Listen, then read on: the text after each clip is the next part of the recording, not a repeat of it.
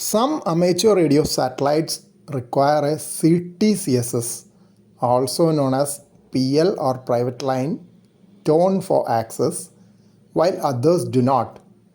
The old terminology of private line is because it gives some degree of privacy in that it cannot be triggered without that tone and is used on some terrestrial FM repeaters as well.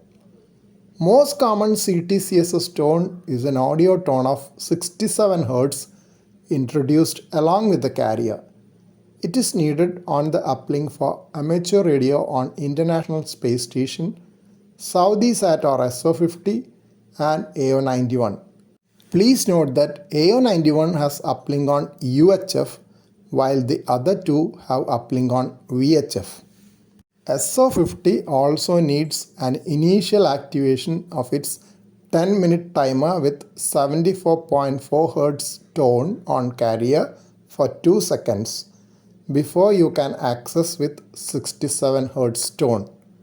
I do find this additional activation tone an added difficulty in access, as many of us in our local LEO satellite contact group have not been successful in the initial activation of SO50. If the satellite is not activated early during the pass in our region, we miss out on a substantial opportunity for contacts through the voice transponder. So that was the downside of having a CTCSS tone. What about the upside? We have often heard conversations on TAVL series and Lilac which do not need a CTCSS tone on uplink, seemingly simplex terrestrial contacts picked up by the satellite and passed down on the downlink. This is certainly an difference in amateur radio satellite operations, as we have only a short period of time during each pass of a LEO satellite to make contacts. Though one might say that satellites subband above 145.800 MHz should not be used for simplex terrestrial contacts, it may not always be practiced. Moreover, the uplink frequency of Lilac is well below that.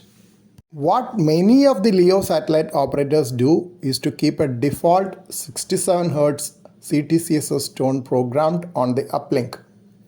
Even satellites which do not need a tone on uplink can be accessed with this setting. Problem comes only with initial activation of SO50 and some satellites with a different tone like PO101. PO101 needs 141.3 Hz CTCSS tone on its uplink frequency in UHF. If you are tuning the frequency manually for Doppler correction, as I do for my operation from within the shack using my full duplex radio, this is even more of a hindrance. I will have to change the tone to 141.3 Hz if I try to access PO101. If I forget to change it back to 67 Hz after that, I will end up not being able to trigger AO91, which is another UV satellite requiring 67 Hz tone on uplink. Similarly, activating SO50 has been tough for me, as I have to change the CTCSS tone twice during the pass.